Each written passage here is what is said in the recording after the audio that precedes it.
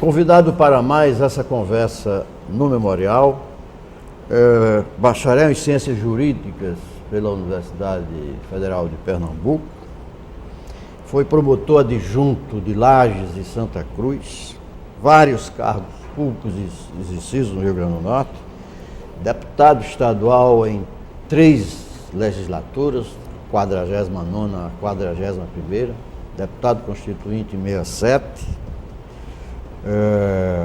Seja bem-vindo, deputado Ezequiel Ferreira de Souza, a esta casa que preserva a memória do Poder Legislativo do Rio Grande do Norte. Obrigado, Aloysio, é um prazer enorme vir até aqui.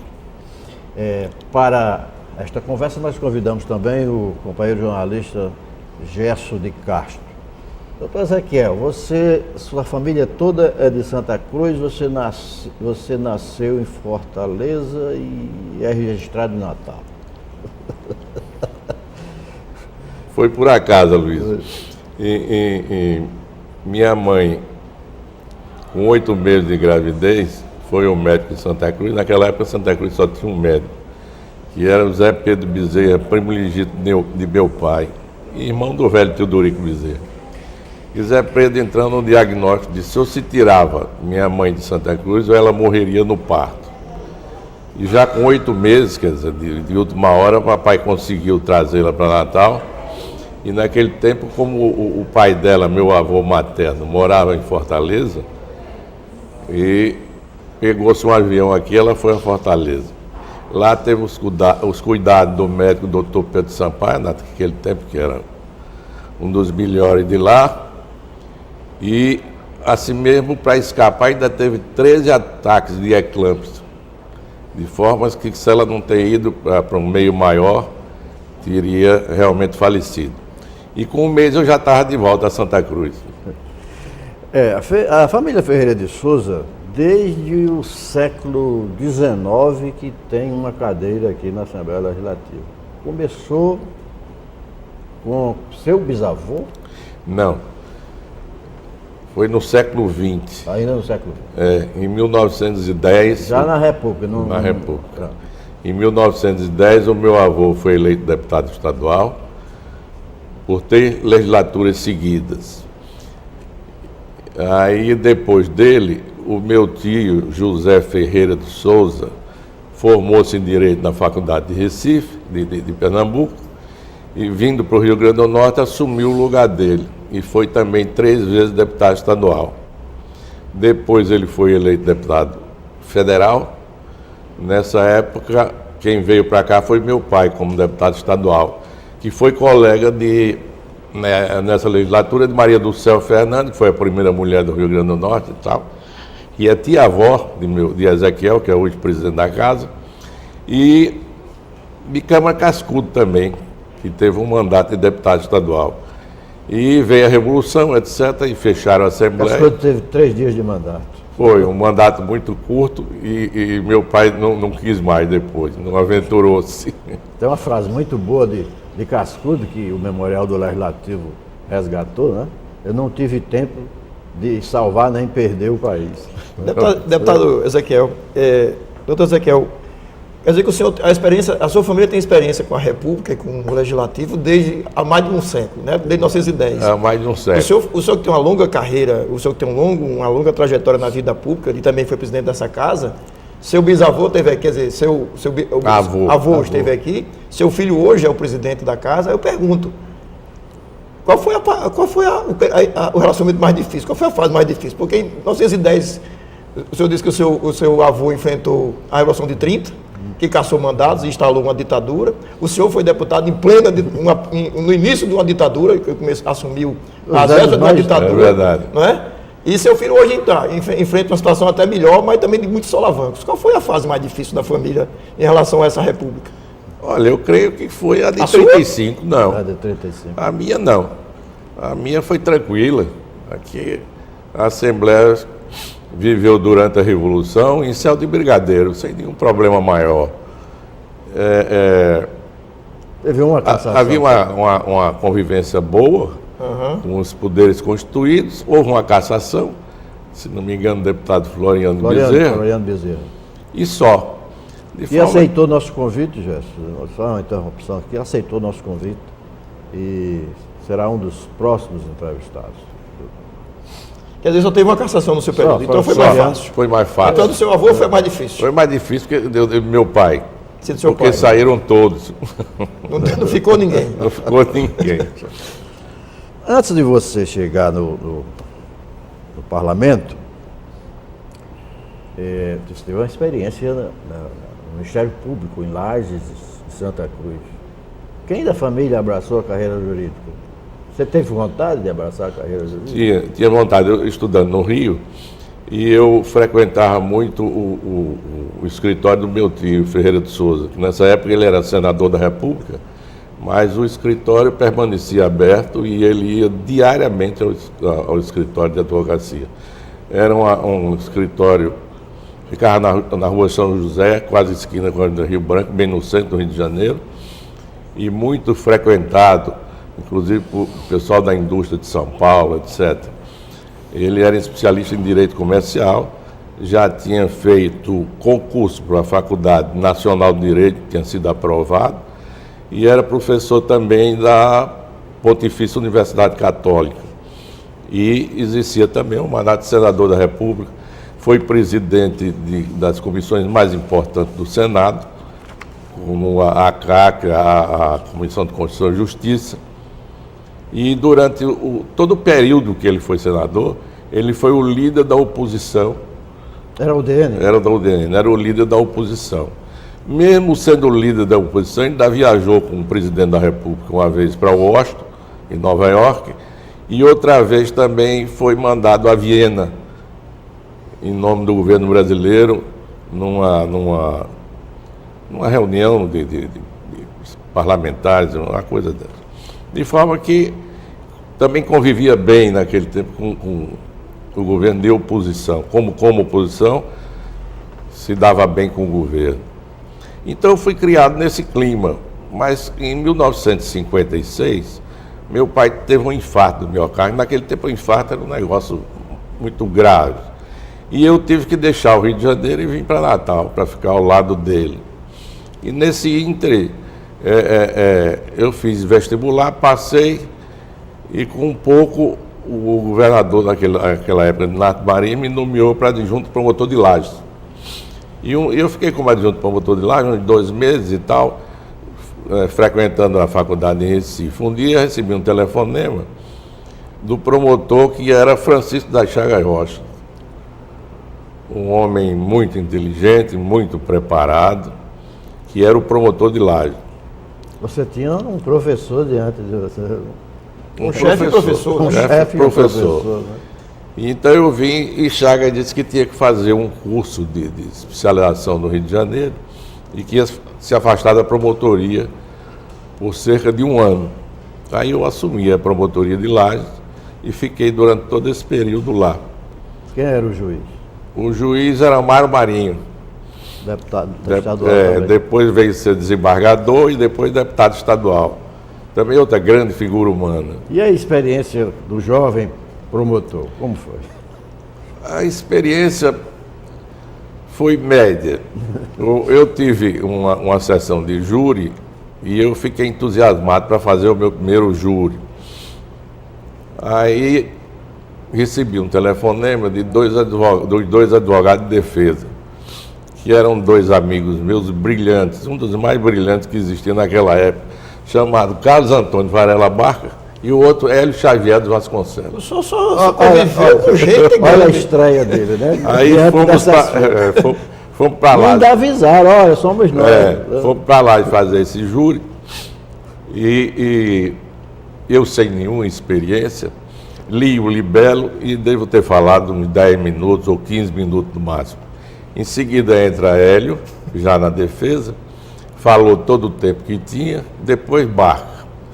Eu entrei na réplica com mais 10 ou 15 minutos e eles esgotaram o tempo também. O seu libelo resistiu aos argumentos de Varela Barca aí? Quando terminou, eu comigo mesmo, eu digo, esse réu vai sair daqui agora, direto dessa cadeira para a rua.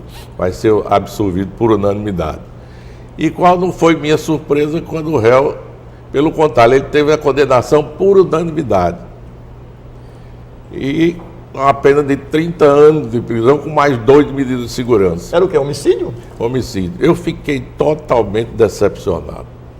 E não me esqueço mais nunca a fisionomia desse homem olhando para mim na hora que eu deixei o fórum. Bom... Você ficou decepcionado como promotor eu ou como amigo dos dois? Eu estava certo. O crime que ele cometera tinha sido grave. Grave. Crime de homicídio. De homicídio. Mas eu esperava que ele, pela defesa dos 2 advogados brilhantes, ele fosse absolvido. Mas o Tribunal do Júri tem uns mistérios. Tem uns mistérios. Até hoje. Até hoje. E nesse tempo, em Lages, à noite, a gente ia para a calçada da casa de Ramiro Pereira, que depois veio a ser deputado. E ficava, inclusive, com Amaro, Marinho, etc. O bate-papo, não tinha televisão. Era o bate-papo da calçada, sabendo de tudo, tomando um cafezinho, etc. Tempo depois, aí Ramiro disse, se lembra daquele júri? Então, ele disse, me lembra. Disse, o pessoal me deu um trabalho danado, mas ganhamos por unanimidade. Eu tive uma decepção tão grande que eu disse a partir daquela hora comigo mesmo, nunca mais na minha vida eu vou fazer um júri. E assim eu fui. Quando houve outra sessão de júri, eu aleguei suspeição e realmente não fiz mais nunca.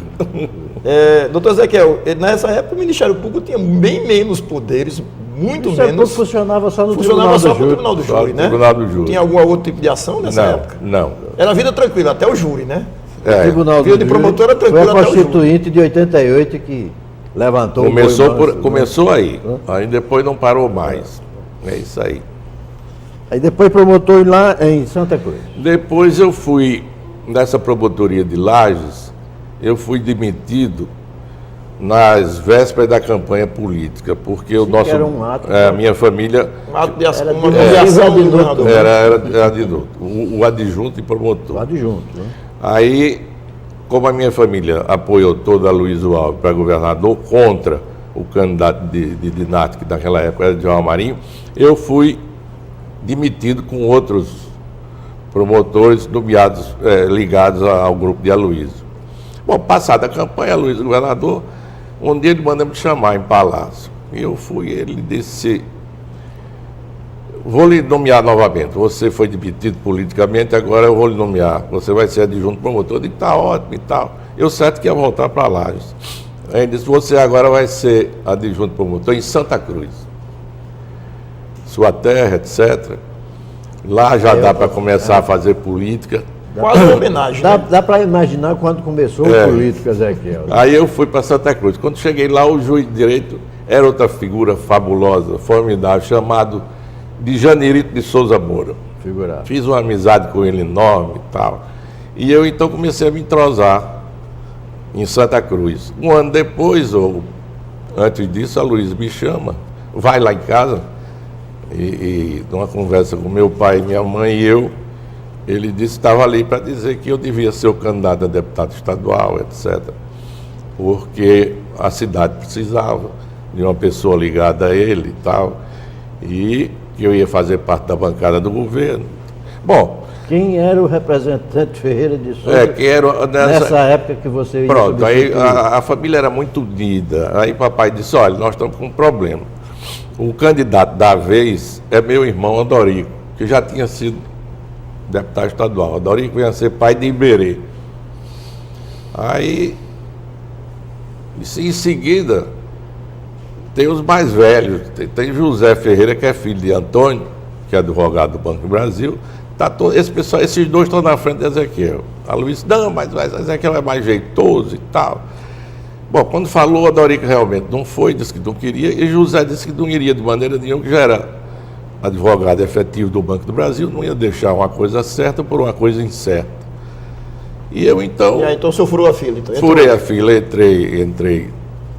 E tive uma bela eleição nessa primeira eleição. Fui o 7º mais votado do Estado. Naquele tempo era chapinha.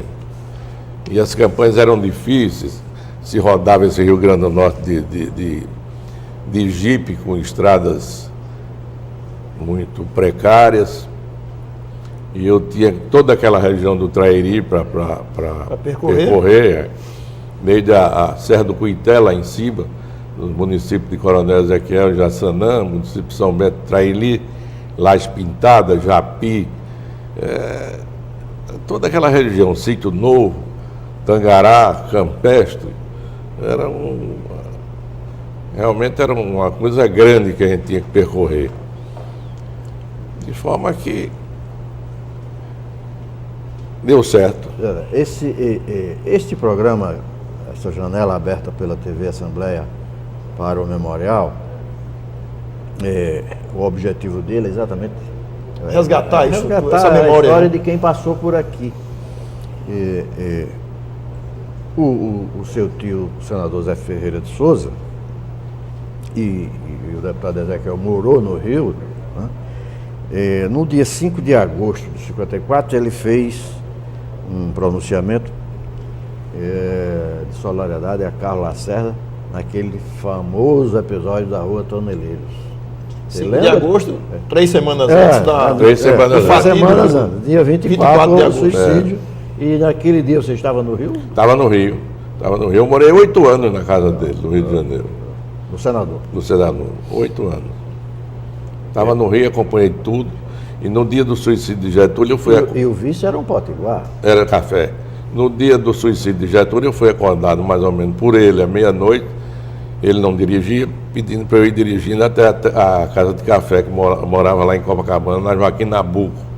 E nós fomos, chegamos lá, e estava o pessoal da UDN toda ligada a ele. Me lembro demais, café de roupa de chama, de pijama por baixo, e o pessoal todo ali ligado a ele, Afonso Arinos e tal, meu tio, e o próprio Lacerda, e deputados de outros senadores.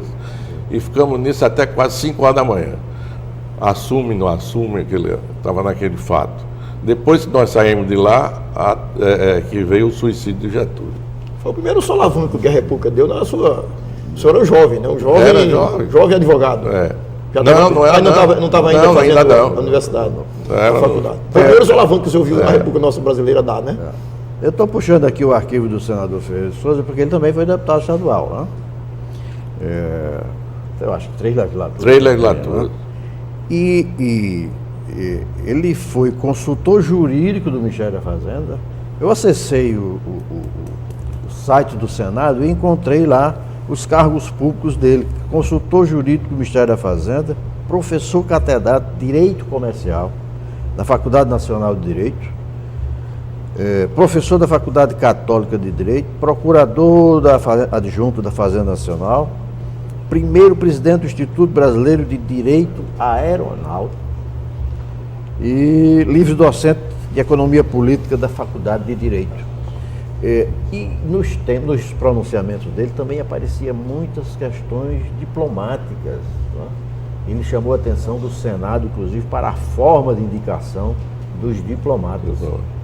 Eram pronunciamentos voltados para a política externa. Lá atrás, o deputado falou que ele chegou a fazer parte de algumas missões, inclusive acompanhando o presidente da República. E fazendo discursos, por exemplo, em Viena ele fazendo discurso em francês, nos Estados Unidos fazendo discurso em inglês. Doutor Ezequiel, de alguma forma ele influenciou sua entrada, seu ingresso na vida pública? Não. Ele influenciou, ele queria que eu ficasse no Rio para ficar no escritório dele, trabalhando lá. A entrada na vida pública foi depois que eu vim para o Rio Grande do Norte. Deputado, na sua passagem pela Assembleia, você viveu alguns momentos, inclusive frequentando reuniões da Sudene. Isso é um assunto que a gente guarda um pouco, que a gente, no próximo bloco, a gente volta a falar.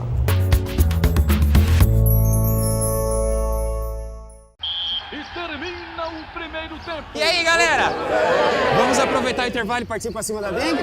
Quem tá comigo? 1, 2, 3, time! Proteger a sua casa da dengue custa só um tempinho e pode livrar você e toda a vizinhança de um grande problema. Fique atento aos locais que podem acumular água e mantenha-os sempre limpos. E aí, já começou o segundo tempo? Ainda não, Cafu.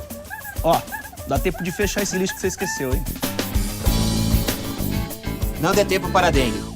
Malu era uma menina muito sorridente. Adorava encontrar com os amigos, brincar de boneca, não perdia nenhum dia de aula. Seu sonho era ser dentista, mas hoje ela deixou de sonhar. Não quer mais ir à escola, abandonou as brincadeiras e não tem mais amigos. Hoje Malu deixou de sorrir. Abuso sexual de crianças e adolescentes é crime. Denuncie. Disque 100. Aprendendo a ser cidadão com o Ministério Público.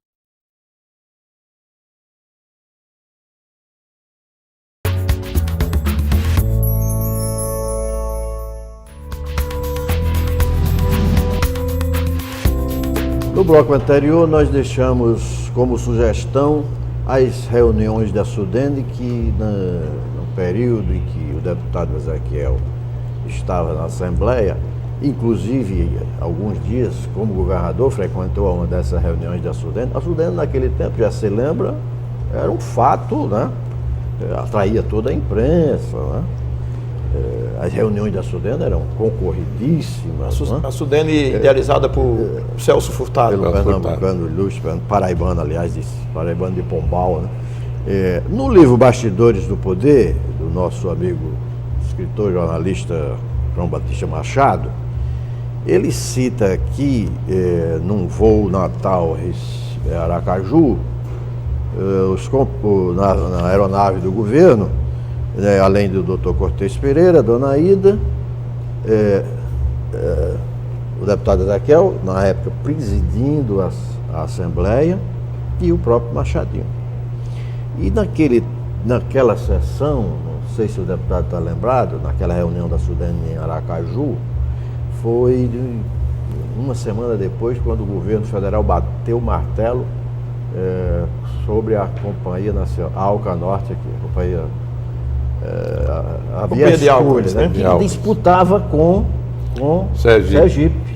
E o governador de então, Paulo Barreto de Menezes, fez um pronunciamento duríssimo, não sei se o senhor está lembrado, um pronunciamento duríssimo, não contra o Rio Grande do Norte, mas contra o governo federal, que tinha optado pelo Rio Grande do Norte, né? Que ele disputava, né?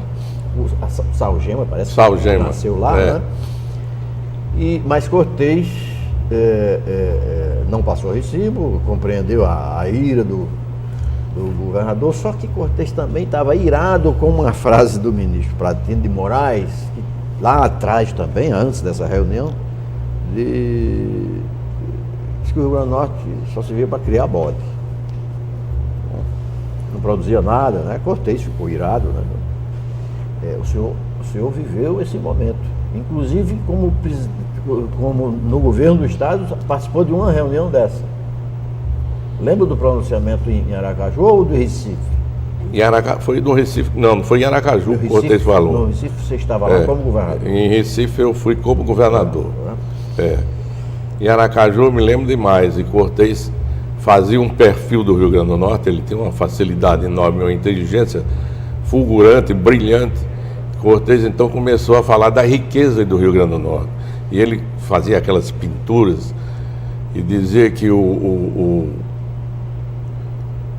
Rio Grandense do Norte, o mais pobre, andando descalço ou de sandália japonesa, pisava num chão rico, ou cheio de petróleo embaixo, ou cheio de minério embaixo. Esse era o estado mais rico do Nordeste brasileiro. Aí saí dizendo o potencial do Rio Grande do Norte. E o pessoal ficava estarrecido porque ninguém conhecia aquilo. Era um negócio... Cortez dava show na SUDENE e dava show em São Paulo. Em São Paulo, onde chegava. Federação das Indústrias. Na Federação das Indústrias. Uma vez eu acompanhei na Federação das Indústrias. E por conta do pronunciamento dele, que terminou, já eram bem 9 horas da noite, no dia de manhã no hotel, quando nós acordamos, estava o pessoal da imprensa do governo, já convocando o governador, já estava o Estado de São Paulo, sem ninguém chamar. Todos eles já interessados em saber sobre a potencialidade do Rio Grande do Norte e tal. Quando ele chegava era desse jeito, era um espetáculo. Nos 17 dias que você assumiu o governo, você participou de uma reunião em Recife. Participei. Lembra da pauta ou não? Não, eu não me lembro da pauta. Eu me lembro que era uma sexta-feira, eu recebi um telefonema do chefe da Casa Civil, me convocando imediatamente aqui para o Palácio Potengi, porque o governador ia viajar e ia me passar o governo do Estado.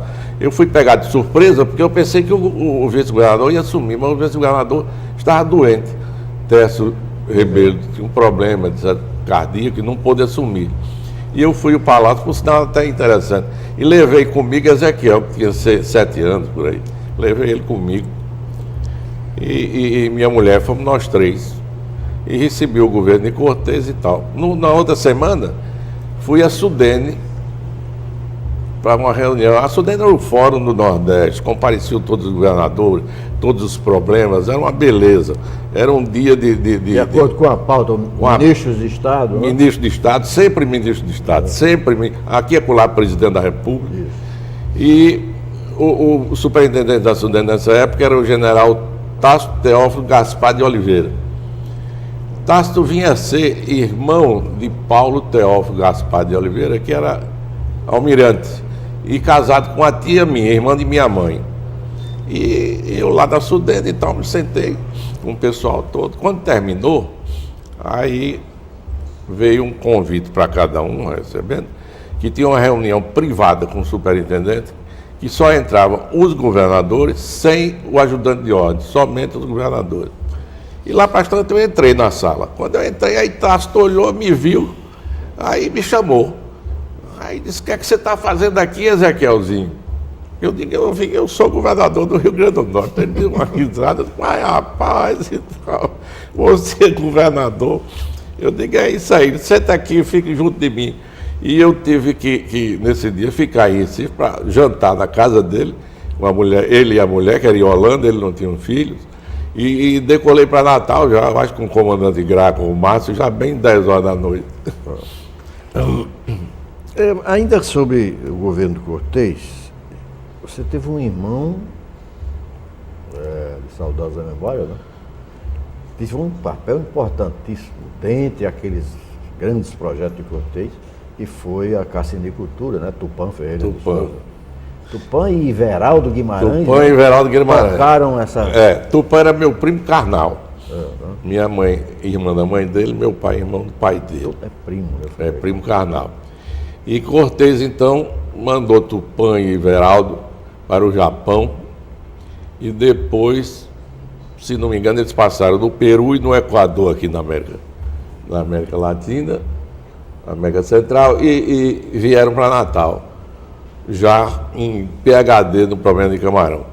Nessa chegada de Tupã a Natal, Cortez telefona para mim, chamando a Palácio, e disse que ia mandar a mensagem criando as fazendas de camarão, etc, etc. Eu digo: pelo amor de Deus, não faça isso. Você não manda essa mensagem agora, sem a gente saber o que é isso. Porque a leitura disso na Assembleia vai chamar a atenção dos deputados, ninguém sabe o que é, vai ser uma gozação em cima do governo e de mim. Você tem que nos dar explicação. Eu disse: eu não vou dar explicação nenhuma, você chama Tupã e resolva com ela essa parada. E assim foi feito. Um ou 2 dias, ele pode mandar a mensagem que já está tudo direitinho. E a mensagem foi aprovada, e o Rio Grande do Norte deu esse upgrade enorme em criação de camarão, tudo da cabeça e de Cortez, da inteligência dele. Brotava esses projetos todos, quer dizer, foi um governo criativo. O governo de Cortez não foi aquele de tapar buraco em estrada, nem caiar os grupos escolares, nem os ginásios. Ele previa tudo, ele criava, ele passava o dia pensando. Uma vez eu estava despachando com ele no Palácio, quando chegou Antenor Madruga, e a secretária ligou, disse: o governador está aqui, Antenor Madruga. Antenor entrou no gabinete e ele disse: me dê notícia de água em Serra do Mel. Aí Antenor disse: a notícia é péssima, governador. Eu perfurei a Serra do Mel como quem perfura uma tábua de pirulito. Não encontrei uma gota d'água. Aí ele baixou a cabeça, parece que eu estou vendo, afastou a cadeira para trás, fechou os olhos, uns 5 minutos ele voltou e disse: Antenor, no açude do Piató, no Açu, fica tantos quilômetros, vamos fazer uma adutora, você vai tirar tantos metros cúbicos d'água. Assim. Antenor e eu era um olhando para a cara do outro, estarrecido, como ele sabia. Tudo isso foi feito, eu acho que ainda hoje está funcionando do jeito que ele disse. Doutor Ezequiel, brilhante no discurso, um bom formulador, quer dizer, um grande vendedor e criador de projetos estruturantes, né? Que ele queria dar um novo perfil à economia e também à situação social do Rio Grande do Norte, mas foi um governo que teve dificuldades muitas na área política, no ambiente político. Dificuldade. Como é que o senhor avaliaria essa época de Cortez? Brilhante no pensamento e com problemas sérios na execução. Eu avalio o seguinte, que todo mundo tinha medo de Cortez, medo da liderança dele, da inteligência dele, do que ele podia fazer. Então ele começou a receber oposição de todos os lados, oposição do lado dele e oposição dos contra ele. Foi isso que fez com que o governo realmente tivesse aquela turbulência toda, só isso. Essa é a visão de vários amigos de Cortez, né? Ou seja, despertou a inveja de muita gente. Era um monstro. Dos dois lados. Ele admiração e depois a inveja. Ele tinha uma frase, né? Se seco não é o Nordeste, seca é a inteligência dos que governam o Nordeste. Essa é para sempre. Deputado, na sua primeira legislatura, como a função dessa conversa é resgatar a memória de quem passou por aqui, na sua primeira legislatura, seus companheiros eram Aderson Dutra, lá de Patu, Agenor Maria, o homem do algodão. Na luta pelo algodão, seu voto pesa. O doutor Auro da Fonseca Tinoco, Álvaro Mota. Meu amigo. Alzair Pereira de Araújo, qual o parentesco com o Pereira de Cortez? Tem algum? Tem, mas é muito longe. É um parentesco muito longe. Os Pereira de Rainel e tal, do Pereira do Vivaldo Pereira de Corrais Novos. Eles são primos, eu acho que em 4º grau, 5º grau, por aí. São Tomé, por ali? São Tomé. Ângelo Varela, Antônio Pereira de Lima. Antônio Bilu. Antônio Bilu. Famoso. Muitas histórias. Recorda alguma? Muitas. Antônio Rodrigues de Carvalho. Toinho. Asclepíades Fernandes. Prefeito de Mossoró. Asclepíades Fernandes? Ótimo, Asclepíades, grande companheiro. Caladão, não dava uma palavra. Porque a primeira vez que eu conheci o doutor Asclepíades, ele sentava lá atrás. Né? Lá atrás, ficava fumando um cigarro atrás do outro, acendia um no outro. Mas quando tomava um whiskyzinho, fazia grandes pronunciamentos. Boanerges Barbalho, Dari de Assis Dantas, Edgar Montenegro. Outro grande deputado. Erivan França. Devia bater muita boca com o Moacir Duarte. Muito. Erivan era o vice-líder. Era o vice-líder do governo. O líder era Garibaldi Alves. Garibaldi Pai. Garibaldi Pai. Grande figura humana, grande líder, compreensível. Fala mais alguém na bancada aí, né? Floriano Cavalcanti, né? Floriano. O que foi... Que foi cassado. Assunção do Macedo. Foi nessa primeira legislatura, doutor? Foi. A cassação dele. Como é que foi isto? Foi na Revolução. Assim, eu pergunto, o senhor assumiu a cadeira de deputado num período pré-revolução. Pré-revolução. 63 o negócio já tinha havido aquela experiência parlamentarista que durou pouco tempo, né? De 61, né? Floriano ficou ligado ao movimento sindical, ligado a misticismo de Chico Julião. Ele foi logo na primeira. Ele não tinha, primeira leve. Ele não tinha muitas ligações com a casa, não, com os deputados. Aí eu pergunto, o senhor chegou em 63. Aí logo, um ano depois que o senhor chega, lá vem a Revolução. Lá vem a Revolução 64. Como é que foi nesse período de 63 e a partir de 64, de março de 64, como é que foi essa convivência? Olha, Gerson, quem comandava tudo, inclusive a nossa bancada, era o governador do estado. Então o governador é que dava o mote. O governador ia a Brasília e tal, quando voltava, aí dizia, a situação em Brasília é essa, assim. Ele fazia a leitura e começava na Assembleia. E a Assembleia, viu? Aí foi criado, veio a extinção dos partidos, foram criados então, os novos partidos, o MDB e a Arena. Aí aqui no Rio Grande do Norte, o que é que se fez? Dividiu-se a Arena em duas. A Arena Vermelha, que era de Inácio, e a Arena Verde, que era de Aloysio. Então a convivência com a Revolução foi pacífica, sem nenhum problema. Todos os dois eram um partido revolucionário. Você veja estavam todos os dois ao lado do poder. Ao lado do poder. Divididos, mas juntos. E com um detalhe, né? O presidente da Casa Legislativa era o vice-governador. Era o vice-governador. No caso, Monsenhor Alfredo. Naquele tempo, o presidente da Assembleia era o vice-governador do Estado. Então havia uma ligação maior, inclusive, entre legislativo e executivo. Exatamente. Bem, eram 40 parlamentares, né? Jocelyn Vilar, Zé da Silveira Pinto, Jocelyn foi candidato a governador contra o Dinarte, né? José Patrício Figueiredo, Patrício Zé Rocha, que ainda está aí, Rochinha, grande figura humana. o velho Luiz de Barros, Manuel Avelino Sobrinho, E né? Manuel Torres, Manuel Vera Torres. Saldanha, Acho que o Dr. Ezequiel está viajando aqui nas recordações. Cada vez que verdade. você cita, ele lembra de alguma coisa. Dr. Milton Aranha Marinho, Milton Marinho. Onésimo Maia, Paulo Diógenes. É o que foi. Paulo foi secretário, foi inclusive secretário da Fazenda de Cortez, não foi? Isso. Um tempo, Paulo Diógenes. Paulo Gonçalves, lá de Paulo Gonçalves, muito inteligente, muito preparado, grande orador. Jardim do Siridó. Paulo Gonçalves, depois ele foi para o Tribunal de Contas, né? Dr. Pedro Lucena, Pedro, Porque daí dessa bancada aí saiu. e Roberto Varela, Roberto Varela Teodorico Bezerra, Ulisses Potiguar e Valdemar de Souza, velho. e Radi Pereira, que você não falou. Radi Pereira tem. Radi foi vice-governador e governador. Sim, Radi Pereira. É. Radi Pereira. Na 49ª aí chegaram Toninho, Traíra, Antônio Ferreira de Melo, né? Tonho Câmara. Aí, aí já era o líder do governo do Monsenhor Alfredo. Antônio Melo. Carlindo de Souza Dantas, Do Caicó. pouco tempo que ele passou por Foi aqui. assassinado. Né? Aquele crime brutal que toda Caicó viveu. Foi o crime cometido por Ele Edmar tinha- Nunes Leitão, é isso? Isso. É isso? Aquele crime de pistolagem? Carlindo fazia pronunciamentos duríssimos aqui. Ia para Caicó, passava em Currais Novos, dava entrevista a Eliel Bezerra. Isso já foi a segunda legislatura? Foi a segunda legislatura. Já sobre os auspícios O do. relacionamento de Carlindo aqui também era. Não era bom, não. Não era amistoso. Não era amistoso, não. Tinha poucos amigos.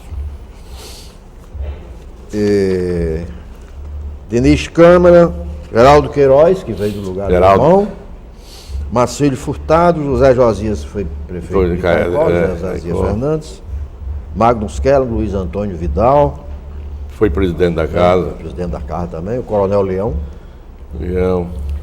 e Mônica Dantas, O cara- Valmir Tagino, Rainel Pereira, Roberto Furtado, Testos Rebelo e na terceira legislatura chegaram o Demócrito, Edilson Moura, Iberê. Essa aqui era a bancada do Fusca, né? Demócrito, não. Não, era antes. Demócrito era do Foi na governo. legislatura passada, né? Era Bancada Antônio do Fusca Câmara, era Iberê, Os quatro Garibaldi. deputados do MDB antigo. né? O velho Fusca. Eugênio Neto e Zacarias Gugel.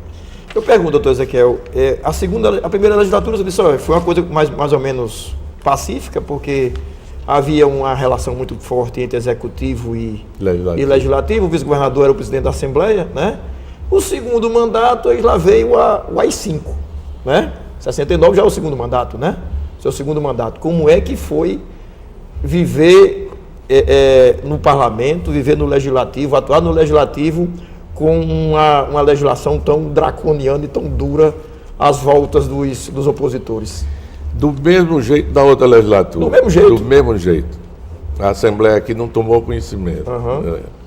Na segunda legislatura, então, não houve mais cassação também, né? Não, o PMDB tinha mais cuidado nos pronunciamentos, fazia um pronunciamento mais leves, e do nosso lado, Moacir Duarte atacava mais. Falava em nome da Revolução, Moacir muito hábil, muito inteligente, muito preparado. Muito bom de oratória, de Muito discurso. bom de oratória. Durante esse meu tempo todo que passei por aqui, eu tenho a impressão que o Moacir foi o deputado número 1 em agressividade, em combatividade, como líder de governo, como líder de oposição, grande regimentalista, de forma que era um deputado praticamente completo, Desassombrado. desassombrado. E sabia a hora de atacar e a hora de recuar. Hábil. Na segunda legislatura do deputado Ezequiel, ocorreu a Constituinte de 67. Mas este é assunto para o próximo bloco.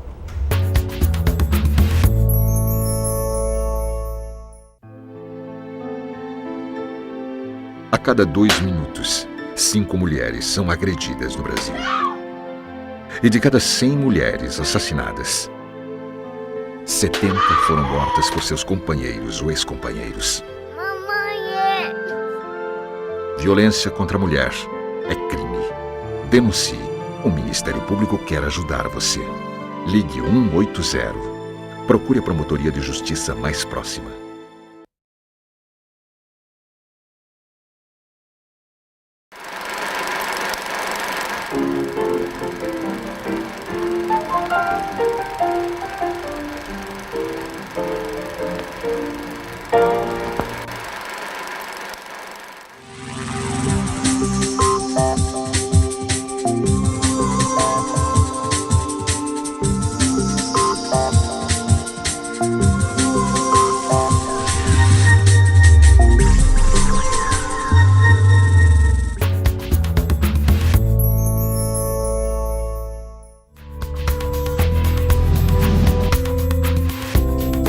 No bloco anterior, ficou no ar a questão da Constituinte de 67.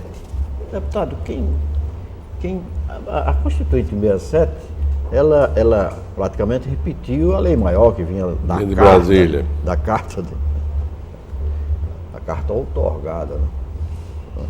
Mas alguns parlamentares ainda fizeram alguma coisa, fizeram alguma adaptação. Aqui do Rio Grande do Norte, Aqui sim.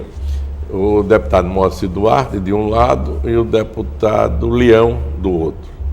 Foram os 2 deputados que mais emendaram a Constituição. O Coronel Leão era constitucionalista? Constitucionalista. Homem muito preparado, homem muito inteligente e estudioso.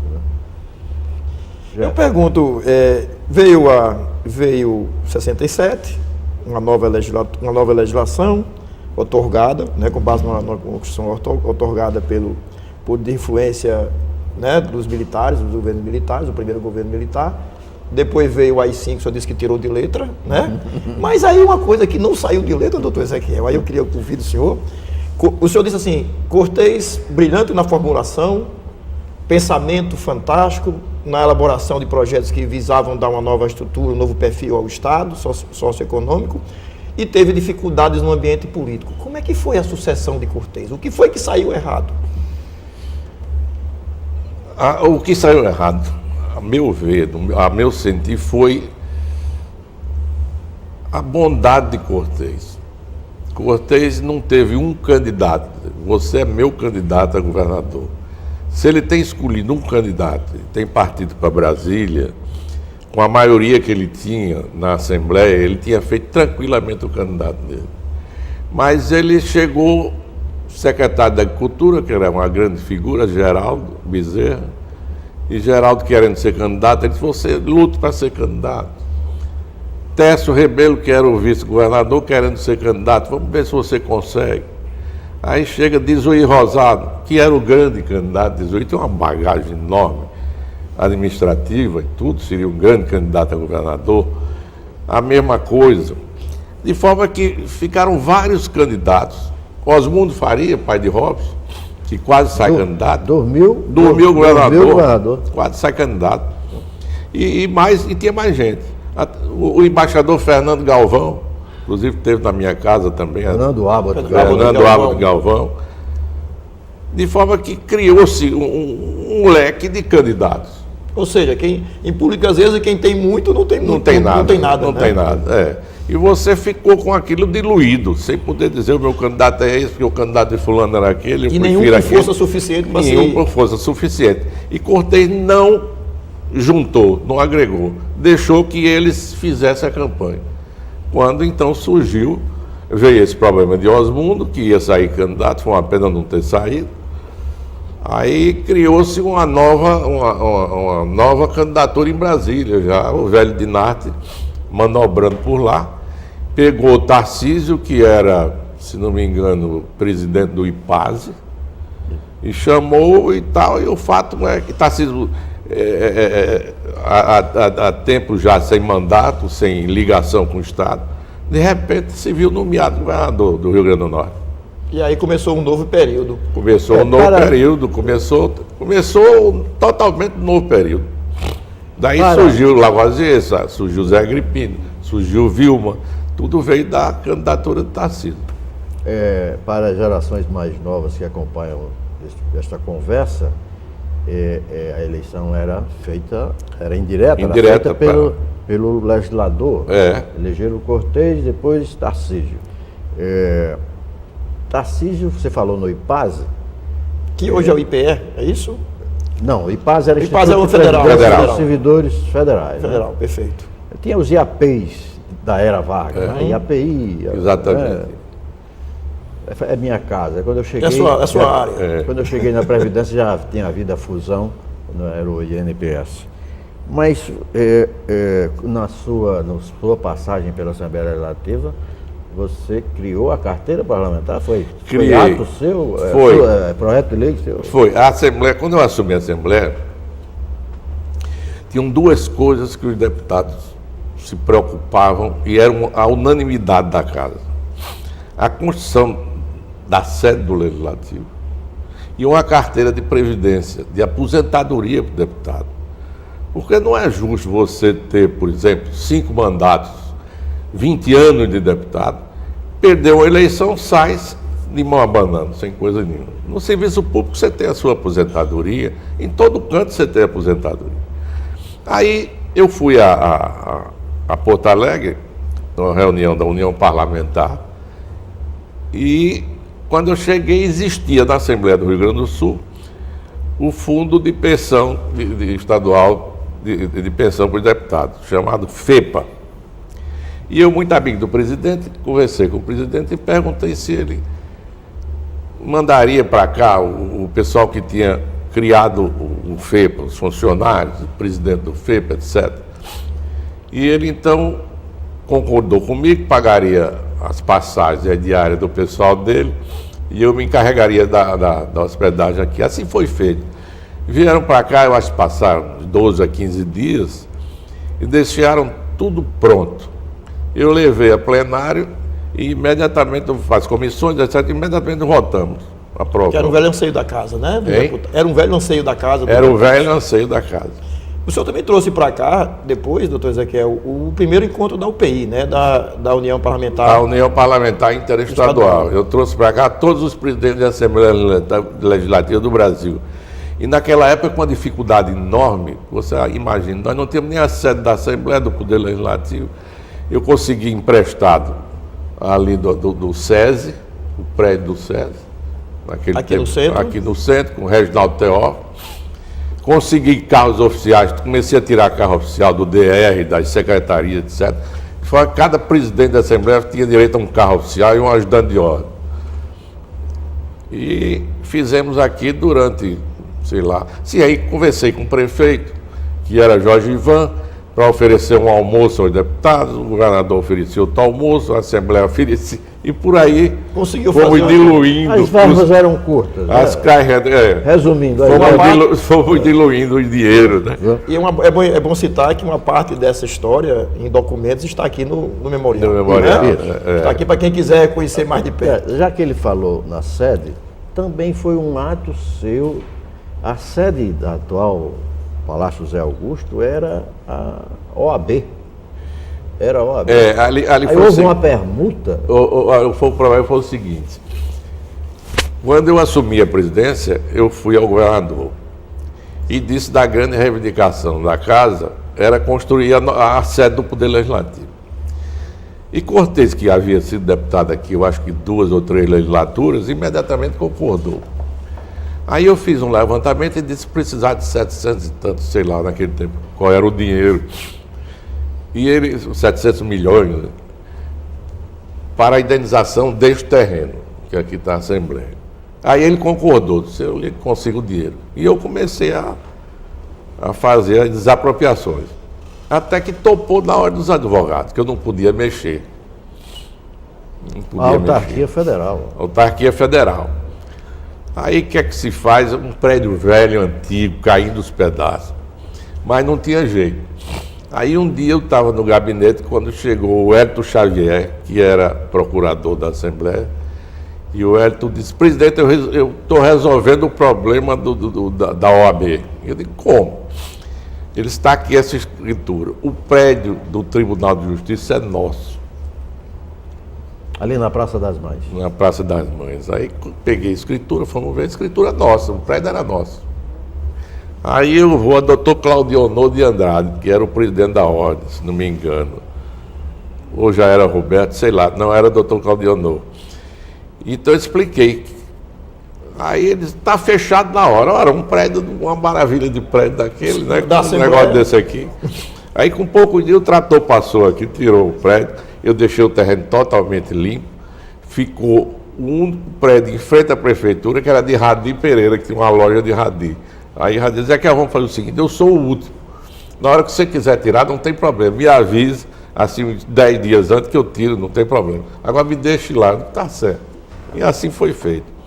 Aí eu resolvi contratar o escritório OEM Arquitetura, que era do doutor Moacir Gomes da Costa e doutor Birajara Galvão. Moacir tinha feito o estádio.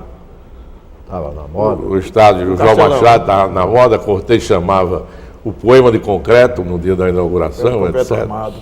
E eu então chamei esses dois arquitetos para fazer a assembleia e disse que eles iam fazer o seguinte. Primeiro iam visitar 10 assembleias legislativas no Brasil, as novas, as mais novas. E Moacir saiu para um lado e o Birajara para o outro. Rio Grande do Sul, Santa Catarina, São Paulo, Rio de Janeiro, Bahia, João Pessoa, Fortaleza e assim por diante. E depois disso eles se encontraram e um mês depois trouxeram o projeto da Assembleia para a gente discutir os prédios dos outros para poder fazer, ver o que a gente precisava. O escritório, o gabinete do deputado, etc., restaurantes, problema de anfiteatro, garagem, essas coisas todas. E tudo isso foi feito, problema de médicos, de gabinete para dentistas, essas coisas. Já com a concepção moderna, né? Concepção moderna e o negócio. Aí a coisa mais linda me entusiasmou. O plenário ele ia daqui até o fim do prédio, era de uma altura enorme, tipo a Câmara Federal. E tinha um domo em cima, em vidro, que no sol das 4 da tarde ou 5, o sol batia na mesa diretora da casa, sabe? Uma coisa linda. Pois bem, eu deixei isso tudo pronto. Eu queria dar início a esse projeto para deixar num ponto irreversível. Quer dizer, eu deixo de dar a presidência da Assembleia, mas a Assembleia já fica nos primeiros alicerces. Mas o fato é que a presidência da República resolveu diminuir o mandato dos governadores de 5 anos para 4. E assim foi feito. No fim, sobraram 2 estados que ainda tinham 5 anos. Minas Gerais, que era o Rondon Pacheco, o governador, se não me falha a memória, e Cortez aqui. Então houve um encontro em Belo Horizonte e eles resolveram enviar a mensagem para a Assembleia, diminuindo. Isso então me dificultou porque Cortez saiu antes e não pôde dar a quantia necessária para eu começar a construir a nova Assembleia. O terreno todo pronto, já todo derrubado, todo limpo. E quando eu deixo a presidência, entra outro presidente, vem outro governador e acha que o negócio é grande demais e que é um negócio... E vamos modificar. Resultado, deixado de lado o projeto lindo, maravilhoso, e fizeram este projeto que hoje ainda está aqui vivo, porque... Na gestão de Álvaro Dias e na gestão de Robson, eles já aumentaram, já fizeram várias modificações. Senão não tinha mais. Né? Já hoje não comporta, né? Já não comporta hoje. O senhor pelo menos deixou de legado a situação do terreno, a sede, né? Pelo menos deixei a sede e a vontade de fazer. O projeto original não tem nada a ver com não tem nada a ver. Esse prédio. Você guardou o projeto original? Eu tinha inclusive a maquete toda pronta, não sei, aí ficou aqui, não sei que fim deram. Deve ter dado fim, realmente, porque era uma maravilha. O Moacir Gomes ainda está para contar essa história, né? Tem o projeto, o Moacir Gomes ainda está aí, né? Está aí. O Birajara também? Não, o Birajara já faleceu. O doutor Moacir ainda tem sonho com o fim do Machadão. Ele não viu o fim do Machadão. Essa insônia dele não vai passar pelo que aqui para nós foi um absurdo. O Machadão era para ter sido reformulado, como foi o Maracanã, como foi o Mineirão. Ia se gastar 100 e tantos milhões, aqui se gastou 400 e tantos milhões para fazer essa área, derrubar um e fazer outro. Um absurdo. No mesmo lugar. Ainda levou o Machadinho também. Ainda levou o Machadinho. Tirou o Machadinho. Deputado, nós estamos nos aproximando do final do programa. Eu queria fazer uma pergunta bem atual. Seu filho, atual presidente da Assembleia, vários mandatos já, né? Era mais fácil ser eleito lá atrás ou agora? Você que tem essa experiência toda, com tantos amigos e familiares. Veja bem. A eleição lá atrás, seus 3 mandatos, era mais fácil? Veja bem. A facilidade com que eu fui eleito foi o seguinte: eu fui, nos 2 primeiros anos, líder do governo. Então, como líder do governo, eu atuava muito junto aos deputados, de forma que eu fui um sucessor natural. Eu também fui eleito pela unanimidade dos deputados. Eu acho que hoje também vai pelo que o deputado é. Tá? Ezequiel é muito jeitoso, ele sabe navegar entre todos. Na verdade, a minha pergunta é sobre a eleição para referência sobre custo de campanha. Eu acho você está falando da eleição para presidente. Não, a eleição de parlamentar. Qualquer eleição. O custo era mais alto lá atrás, não? Não, era não. Não, o custo era menor. Era bem menor. Primeiro, hoje você tem que ter uma estrutura enorme, né, para ser candidato. Naquele tempo, não. A gente com 3, 4 jipes resolvia a parada no interior. O eleitor tornou-se mais difícil? Era combustível. A despesa era combustível. E naquele tempo já apareciam aqueles que diziam: não, eu vou lhe dar tantos litros de combustível, viu? E não tinha que declarar a justiça eleitoral, não. Eu recebi 200 litros de fulano. De forma que eu acho que segundo Ezequiel, nós estamos, a família hoje, com esse mandato dele, que é o 4º, nós estamos no 18º mandato de deputado estadual. Deputado estadual. De federal, nós temos uns 7 mandatos, porque eu acho que só Iberê teve 6, meu tio José teve 1, e um mandato de senador.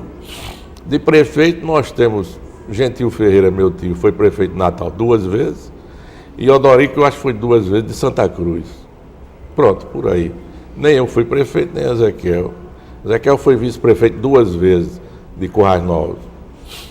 E eu nem isso fui. Eu já fui somente deputado. Gerson, obrigado pela presença. Muito obrigado, Aloysio, porque foi um prazer poder resgatar umas coisas que eu não vivi, né? Coisas que eu li, estudei, mas que vale a pena. Acho que o doutor Ezequiel viveu um período muito rico da política brasileira, aqui na casa, na Assembleia e também fora em alguns cargos também. Deputado, obrigado Obrigado a vocês, para mim foi um prazer enorme. Depois que a gente se elege uma vez aqui, 2 ou 3 nesta casa, você fica um deputado permanente, se sentindo um deputado permanente. E ainda mais quando tem um filho deputado e agora presidente da casa. Aí você vê o fio passar todo novamente. De forma que eu quero agradecer a vocês. Muito obrigado por essa oportunidade e que esse programa vá em frente, que colha as opiniões dos ex-presidentes da casa, que esse memorial cresça e que o povo do Rio Grande do Norte tenha a oportunidade de ver e estudar aqui a vida pública do Rio Grande do Norte. Muito obrigado. Obrigado a você, telespectador, e até a nossa próxima conversa no Memorial.